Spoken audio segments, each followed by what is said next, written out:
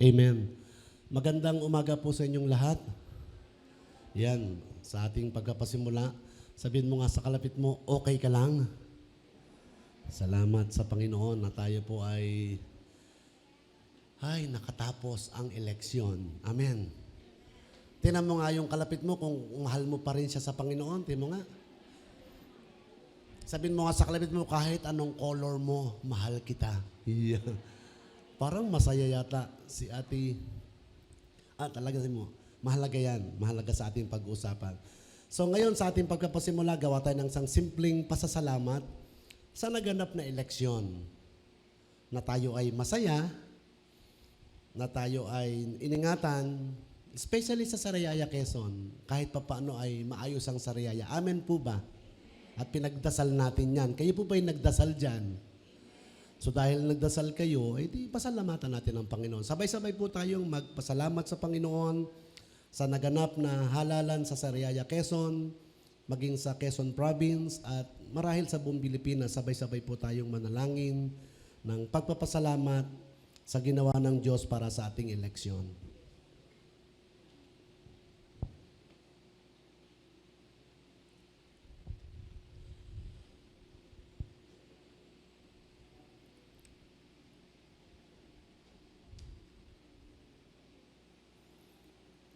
Ipagpasalamat din po natin ang anumang naganap na resulta. Ito ay batid ng ating Panginoon sa kanyang sovereignty. He allowed things happen for a purpose. Pagpasalamat din natin to sa Panginoon. Ama naming Diyos na buhay, maraming salamat ngayong umagang ito. Salamat, ang pag-asa namin ay sa iyo, ni hindi sa kahit na sinong tao. Sa iyo po ang pag-asa ng mga mananampalataya. Kaya maraming salamat. Kami samahan po ninyo at pangunahan sa pag-aaral ng iyong salita. Pinupuri ka namin sa pangalan ng Panginoong Jesus. Amen at amen. Kausapin mo nga yung kalapit mo, sabi mo, kumusta ka na?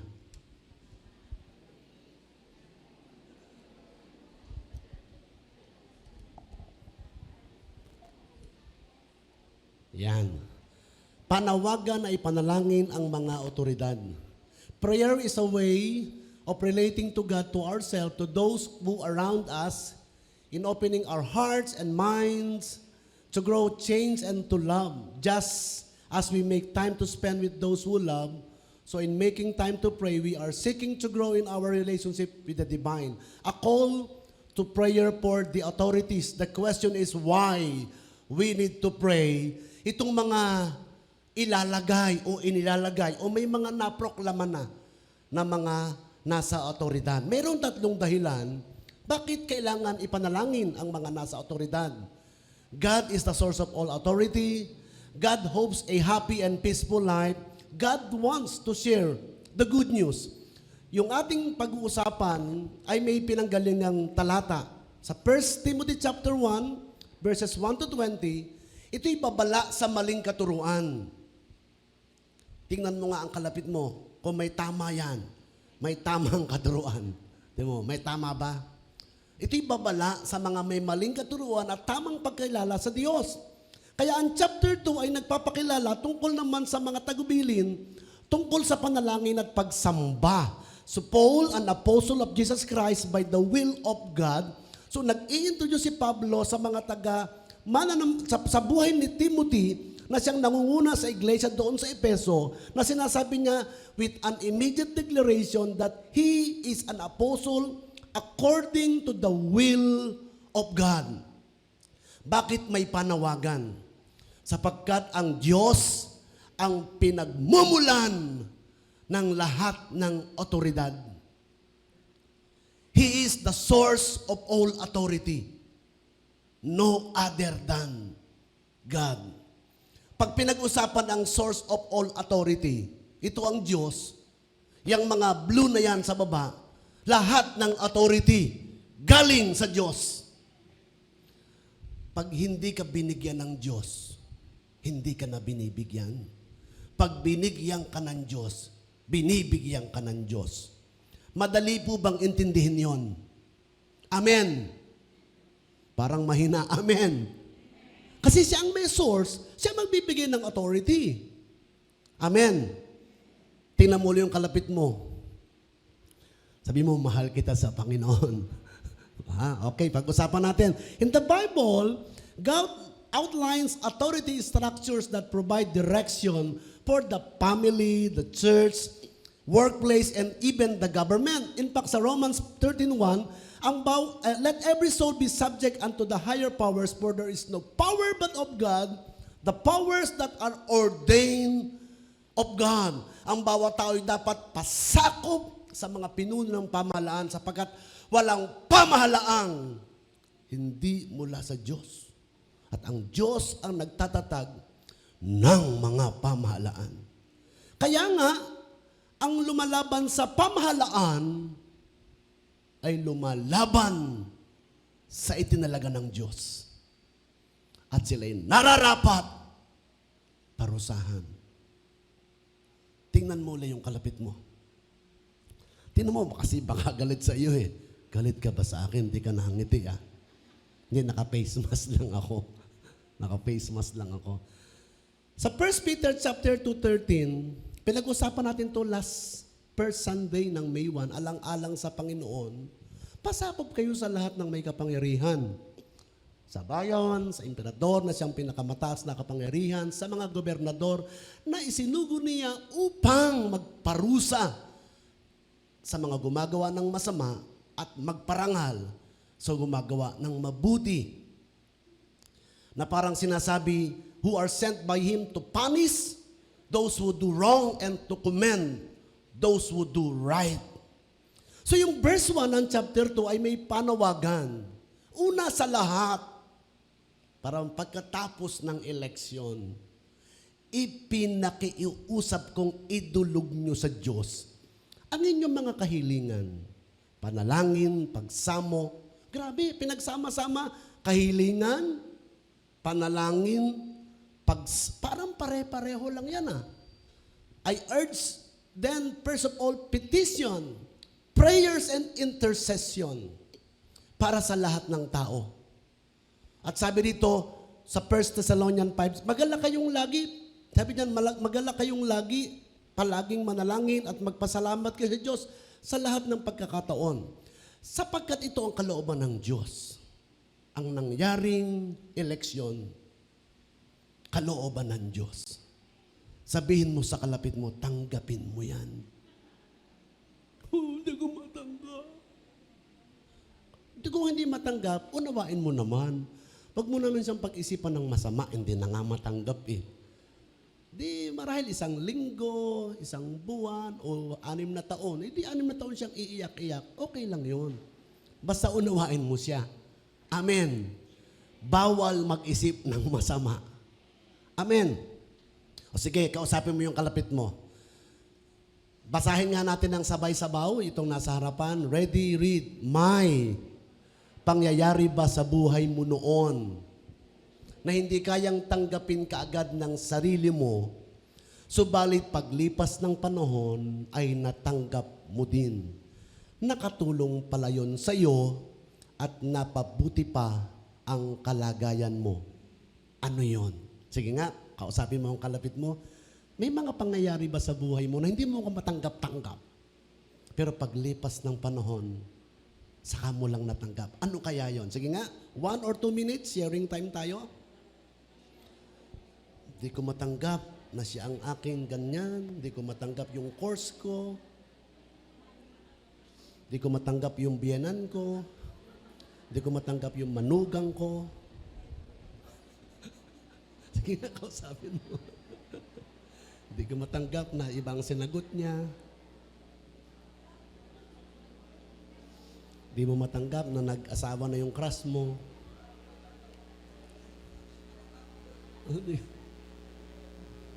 Sakit ano? Meron ba?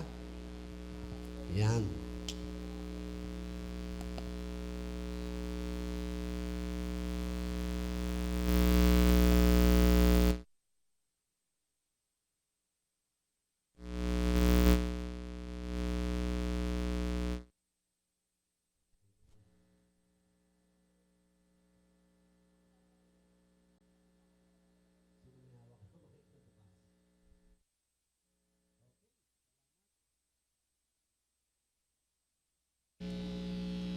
Hello.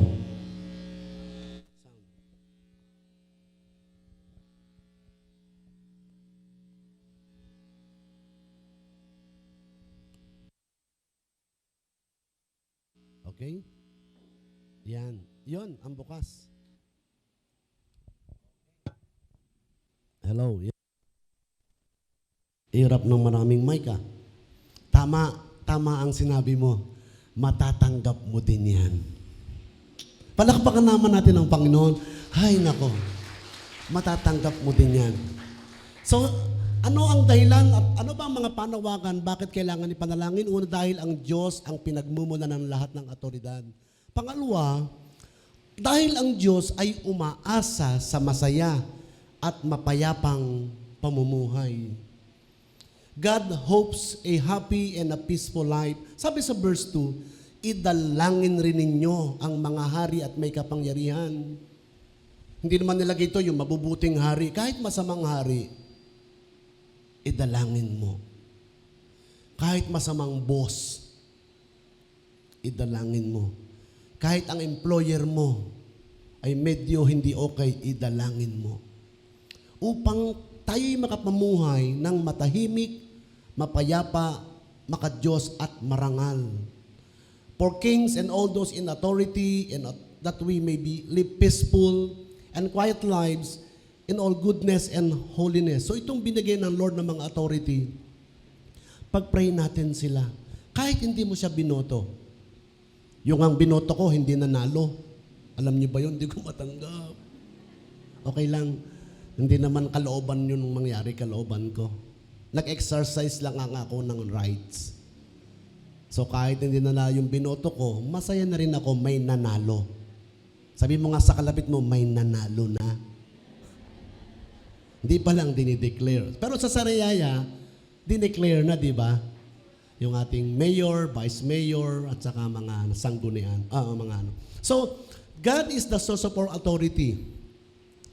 Pag sa first point, hindi ka na sigurado at hindi ka approve, mahihirapan yung peaceful life.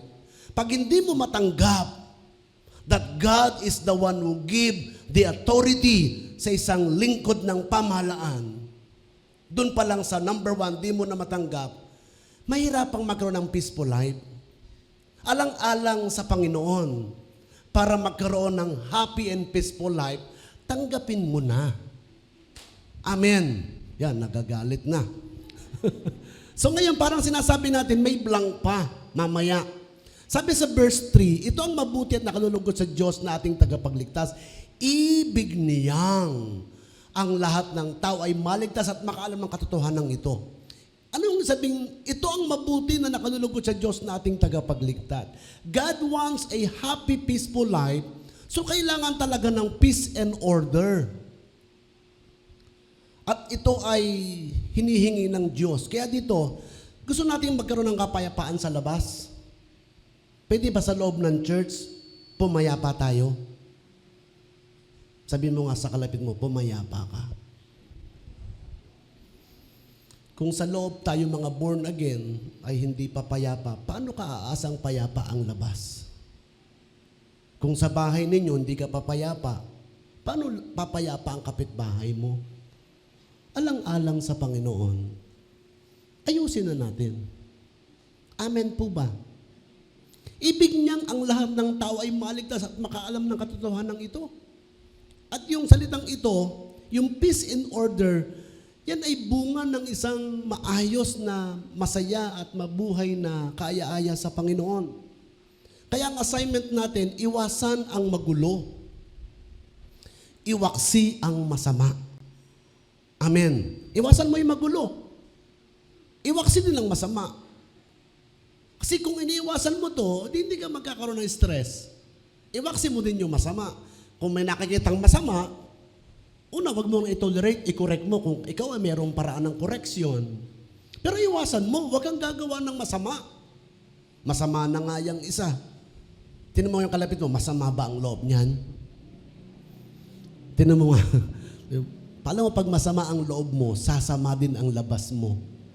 Tinan mo yung labas, masama ba? Kaya namang masama ang labas. Di ba? If life gets too hard to stand, Kneel. Kung mahirap, sa paraang hindi mo matanggap, manalangin ka sa Panginoon. Sapagkat iisa ang Diyos at iisa ang tagapamagitan sa Diyos at sa mga tao, ang taong si Kristo Jesus. Dahil ang Diyos ang pinagmumuna ng lahat ng otoridad, dahil ang Diyos ay umasa sa masaya at mapayapang pamumuhay, pangatlo, matapos na ako ang Diyos ay nagnanais na maibahagi ang mabuting balita. God wants to share the good news. So yung konteksto ng ipapanalangin ang mga nasa otoridad ay may kinalaman pala sa evangelism. Hindi lang to pray ng pray tungkol sa mayor, sa presidente, no. Ito'y tungkol sa evangelism. Walang ibang motive ang Panginoong Jesus nang sinabi niya, ipanalangin nyo sila. Hindi personal, alang-alang sa maraming makakakilala sa Panginoon. Inihandog niya ang kanyang buhay upang tubusin ang lahat mula sa kasalanan. Ang katotohanan ito ay pinatunayan sa takdang panahon. Dahil dito ako'y pinili upang maging mangangaral, apostol at tagapagturo ng pananampalataya at katotohanan para sa mga hintil. Ang sinasabi ko at hindi ako at sinasabi ko o totoo ang sinasabi ko at hindi ako nagsisinungaling. Na parang sinasabi sa last verse, sa lahat ng dako, nais kong ang mga lalaki ay manalangin ng may malinis na puso, walang sama ng loob at galit sa kapwa. Kung ikaw ngayon, araw na to, nasa loob ng simbahan ng SCBC, ay meron pang hinanakit, sama ng loob, galit sa kapwa, manalangin ka ngayon sa Panginoon. Sabi mo, Lord, tanggalin mo po ito. Hindi tamang sumasamba ako, may galit ako. Lalo na sa kapatid mo sa Panginoon, lalo na sa kasambahay mo, o kahit kaninong tao. Paul had a role to play in God's plan for reaching the world for Jesus Christ, and his role was apostle, being a unique ambassador for God to the world. So parang sinasabi, if you accept that all authority is from God, at ang bunga ng tamang pananalangin at pagtanggap sa lahat ng otoridad ay magbubunga ng happy and peaceful life, ito'y manganganak ng mabuting balita. So yung hindi mo pagtanggap at pananalangin sa mga nasa posisyon, nakakabara ang peaceful life at nakakahindrance o nakakahinder sa pamabahagi ng mabuting balita. So ang ganda ng paksa ngayon. Dito po ako magtatagal sa applied obedience. Applied obedience na. Grabe. Now, hindi bukas. Kasi last May 1, nag-preach ako how to live godly life as a leader. By submitting to every human authority, sinabi ko sa inyo yan. By showing respect to all kinds of people. By sustaining life with from God. Tapos nung May 8, nag-iyak-iyak pa tayo, nag-pray-pray pa tayo nung Sabado. Sabi mo, Lord, kahit yun na pong malok-lok, Lord. Nung may nalululok na, parang masama ang loob mo. Di ba nag-pray ka sa Diyos? Hindi lahat ng prayer, yes ang sagot. Minsan ay no. Although may mga sometimes ay wait. Pag ang sagot ng Lord sa iyo ay no, sabihin mo, praise the Lord. Amen. Pag ang sagot ng Lord sa iyo ay wait, praise the Lord din. Pero pag ang sagot ng Lord sa iyo ay yes, lalong praise the Lord. Di ba? So God calls us to pray for our leaders that they will submit to His leadership for the sake of His well-being done and for the advancement of His everlasting kingdom. As followers of Christ, we need to pray for our leaders both in and out of the election season. The heart behind this prayer guide is to pray for our current and even future leaders. Yung iba kasi hindi pa napoproklama. Using Scripture as the foundation for its prayer, number 1. Can we pray now that God's kingdom purpose in the Philippines? Ano ba talaga ang purpose ng Lord sa Pilipinas? Sabihin mo sa kalapit mo, ang Diyos ang may-ari ng bansang Pilipinas. Hindi ang Pangulo.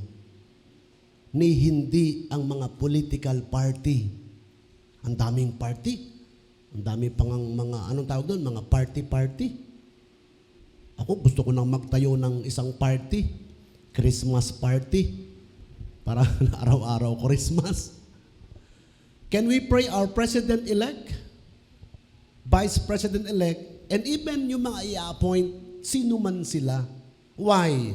Sa Kawikaan 21 verse 1, ito i-take note nyo to, hawak ni Yahweh ang isip ng isang hari. At naibabaling niya ito kung saan igawi. The king's heart is in the hand of the Lord. What do you mean this? God holds and can guide the human heart. If God can do this, someone as powerful and as noble as king, He can do this with any man or woman He chooses. Thus He turned the heart of Pharaoh to Joseph. Di ba may istorya? Saul to David, Nebuchadnezzar to Jeremiah, Darius to Daniel of Cyrus, and even Alexander the Great of the Jews, and some of the Roman persecutor to the primitive Christian. No matter what, ang Diyos ay sovereign na nagaganap ang lahat ng bagay sa kanyang kabatiran. Amen po ba? So God's incredible mastery extend to the king, the most powerful and human beings, and to the heart their most remember, the Lord rules even the most free and powerful of all human beings, sabi ni Walkie. This should build our faith that God can guide and change hearts. Sometimes we despair when we see the stubbornness and hardness of man's heart against God and His will. But the king's heart is in the hand of the Lord, and He can guide it wherever He wishes. Sabi ni Paul, He names kings not to exclude other men, but because they are more arbitrary and uncontrollable than other men. Sabi sa English, in the Lord's hand, the king's heart is a stream of water that He channels toward all who please Him. Na parang sinasabi, kung saan man ilagay ng Lord yung ilog, doon pupunta ang tubig. Bago pa mag-eleksyon, may design na si Lord. 1,000 years from now, alam nyo ba, alam na ng Diyos kung sino magiging mayor ng Sariaya? Hello, alam nyo ba yon? Alam nyo ba yon na 1,000 years from now, alam niya kung sino magiging leader? God is omnipower, omniscient. He knows everything. He knows. So God does not need to do violence to the human heart to guide it. He may do it simply through arranging other circumstances like banks of a river to guide the flow where He wants. Sabi ng verse 7 ng chapter 47 ng awit, ang Diyos, siyang hari ng lahat ng bansa. Awit at purihan ng mga nilikha. Maghari siya sa lahat ng bansa, magmula sa tronong banal na dakila, sa mga hinirang ng Diyos ni Abraham, sasama ang mga pamunuan ng lahat ng bansa sa daigdigan, ang mga sandata ng lahat ng kawal, lahat ay sa Diyos nakataas-taasan. Sabi sa 7-11, ang lahat ng mga hari gagalang sa harap niya't ang mga bansay magpupuri, maglilingkod sa tuwina. Sa Kawikaan 17:14, sa kakulangan ng tuntunin, ang bansa ay bumabaksak. Ngunit sa payo ng nakararami, tagumpay ay ditiyak. In 1 minute, can we pray our the purpose of God in the Philippines, and even itong mga magiging elect o i-announce, sino man sila, hindi ko pa alam. Ipag-pray natin sila na sila'y samahan at gabayan ng Lord. Sabay-sabay po tayong tumungo at manalangin ng ilang minuto. Sino man ang italaga, ipag-pray natin ang biyaya ng Diyos. Yamang siya ang may hawak ng isip ng hari. Kumilos ang ating Panginoon. Lord, salamat sa simpleng prayer namin ngayon sa aming bansa. mangyari nawa ang iyong kalooban ngayong 2022 forward. Di namin alam in times of pandemic kung bakit inalaw mo ang mga bagay na nangyayari ngayon. Ipinapanalangin namin sino man ang magiging President-elect at Vice President, even mga appointees ng bawat departamento, you know them by name. Lord, bago pa likain ang daigdig, alam mo na ang mangyayari sa bansang Pilipinas. Kaya kami po'y lumalapit ngayon, maganap ang iyong kalooban. At tulungan mo kami bilang mga mananampalataya na sila'y aming ipanalangin.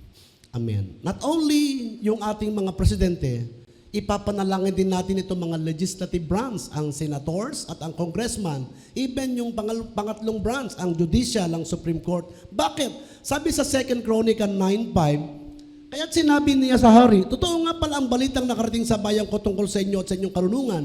Nung unay hindi ako makapaniwala, ngunit ngayon makita ng dalawa kong mata, wala pa pala sa kalahati ang binalita niyo sa akin.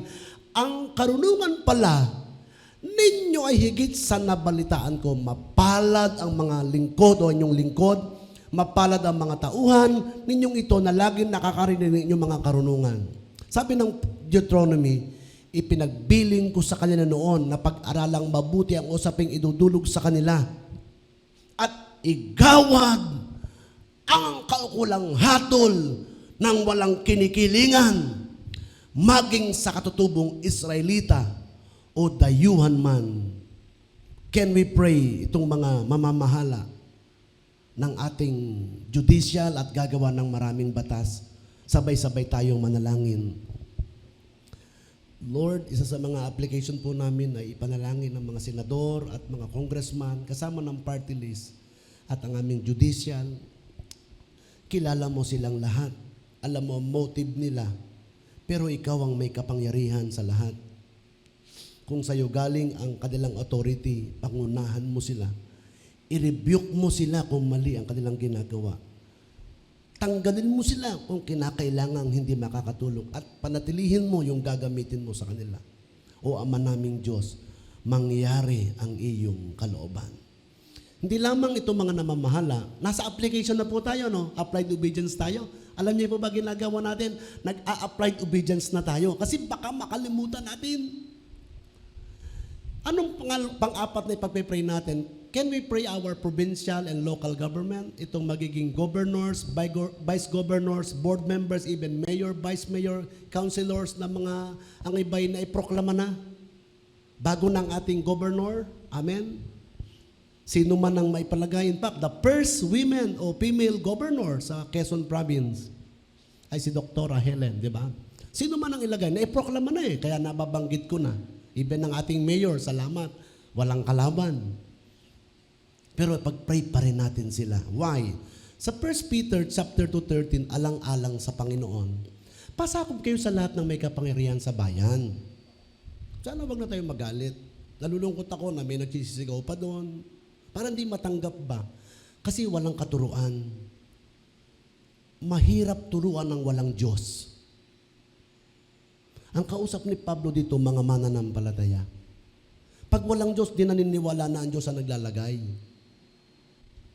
Pero pag naniniwala kang may Diyos, ang Diyos ang naglalagay. Amen. Sabi diyan sa emperador na siyang pinakamataas na kapangyarihan at sa mga gobernador na isinugo niya upang magparusa sa mga gumagawa ng masama at magparangal sa mga gumagawa ng mabuti. Pwede bang ipag-pray natin sila na sila'y samahan at gabayan ng ating Panginoon? Sabay-sabay po tayong manalangin.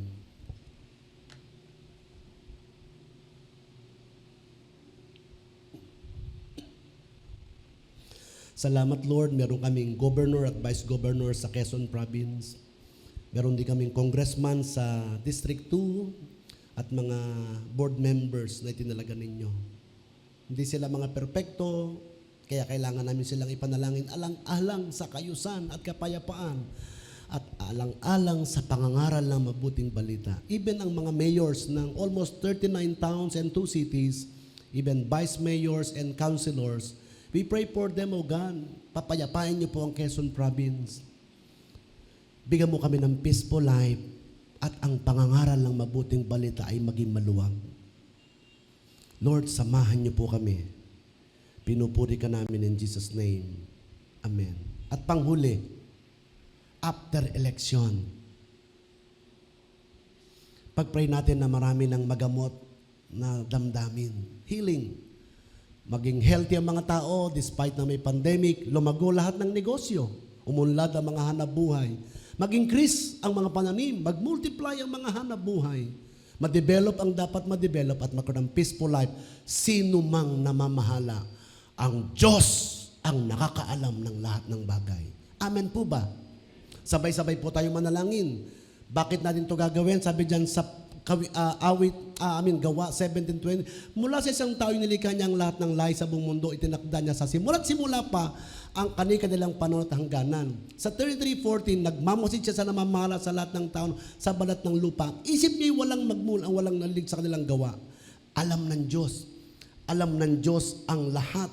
Sabi sa 18, ang nagmamahal kay Yahweh ay nagtitiwala sa kanyang pag-ibig ay kinakalinga. Hindi hahayaang sila ay mamatay. Kahit magtaggutom, sila ay mabubuhay.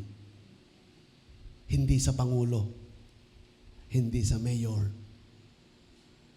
Tanging kay Yahweh lamang. Sa 33 verse 20, tanging si Yahweh lang ang ating pag-asa. Tulong na malaki at sanggalang siya. Dahil nga sa Kanya kami natutuwa, sa Kanyang pangalan ay nagtitiwala. Ipagkaloob mo sa aming makamit, O Yahweh, ang iyong wagas na pag-ibig. Yamang ang pag-asay sa iyo lang nakasalig. Mga bansa sa lupa'y kay Yahweh magsisibaling. Lahat ng mga lahi maaalala siya at sasambahin. Kay Yahweh naukol ang pamamahala. Naghahari siya sa lahat ng mga bansa. Pag-pray po natin ang resulta ng eleksyon na mangyari ang mga lagong ito. Sabay-sabay po tayo manalangin sa Panginoon.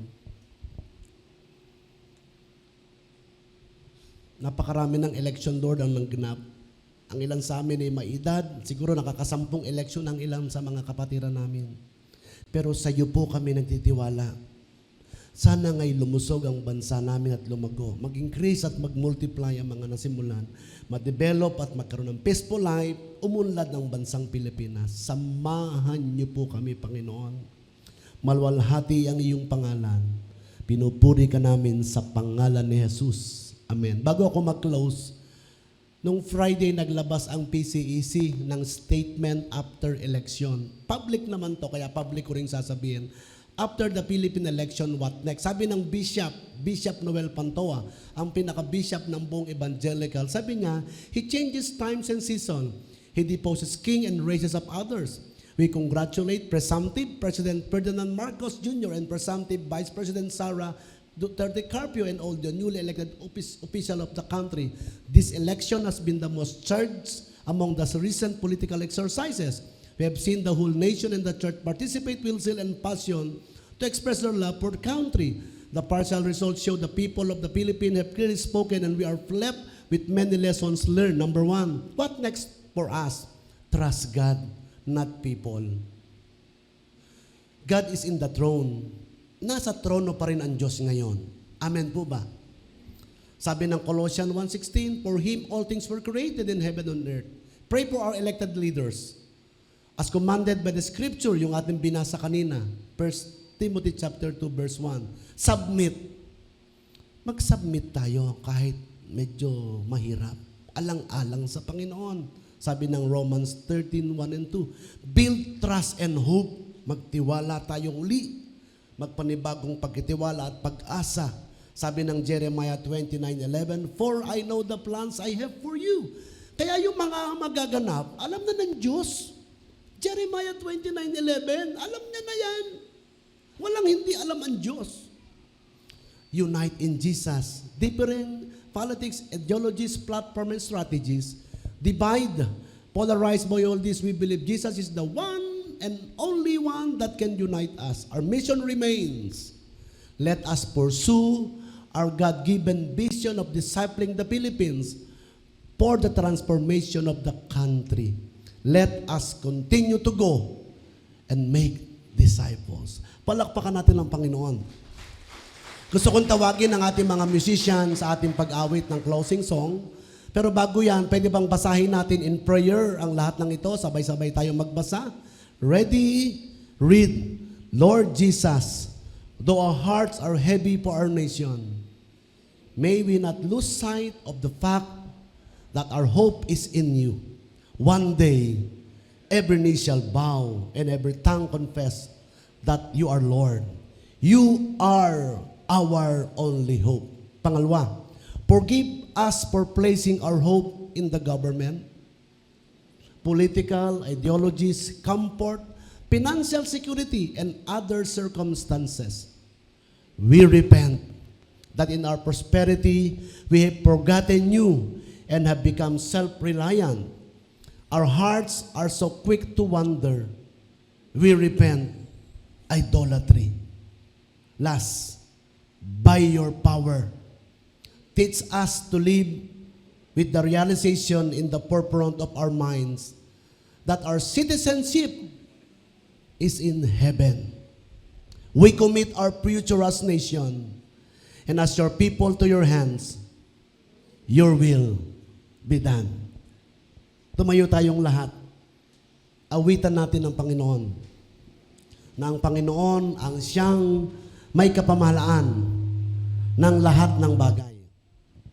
At hayaan natin ang Panginoon ang siyang kumilos sa ating kalagitnaan. Bago tayo umawit, muli nating ipanalangin ang bansang Pilipinas na kay Kristo ang pag-asa. Hindi sa tao. Sino man ang italaga ng Lord, sa Diyos ang tanging pag-asa.